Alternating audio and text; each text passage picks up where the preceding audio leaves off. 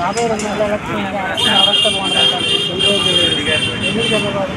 ఇప్పుడు వైఎస్ జగన్మోహన్ రెడ్డి గారు job calendar ఉన్నాడు, యువతకి ఏది అన్యాయం చేశాడు, ఉద్యోగస్తులకి టీఆర్సీ రద్దన్నాడు, అది చేయలేదు, ఒక రోడ్లు సరిగా లేవు, కంపెనీలు తీసుకురాలేదు. ఇందు మూలాన ఆంధ్రప్రదేశ్ అడిగండిపోయింది.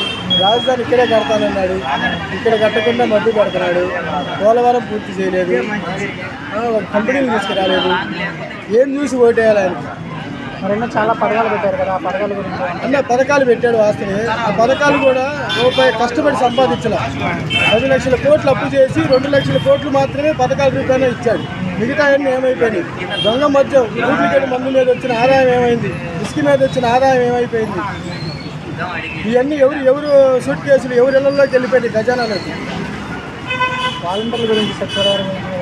వాలంటరీ వ్యవస్థ మంచిదే, వాళ్ళు సక్రమంగా పనిచేస్తే మంచిదే.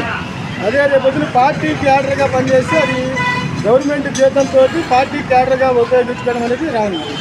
వాలంటీర్ ఇంటికి తీసుకొచ్చేయడం అనేది మంచి పద్ధతి.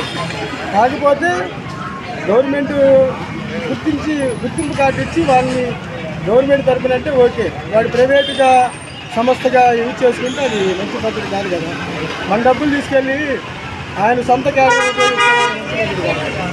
టీడీపీ జనసేన కలిస్తే బాగుంటుంది. కలిసి వస్తారు. మీ నుంచి జనాలు చేస్తారు. అందరూ ఆలోచన చేసుకొని రాబోయే రోజుల్లో ఎవరు డెవలప్మెంట్ చేస్తారో వాళ్ళకి అవకాశం ఉందని మేము అడుగుతున్నాం. ఎట్లాగో ఇప్పుడు ఈయన 5 సంవత్సరాలు పరిపాలన చూశారు, ఒక్క డెవలప్మెంట్ కూడా లేదు. చంద్రబాబు నాయుడు, పవన్ కళ్యాణ్ ఇద్దరు కలిసి ఓటేస్తే 5 సంవత్సరాల్లో అభివృద్ధి ముందుకు తీసుకెళ్తారు.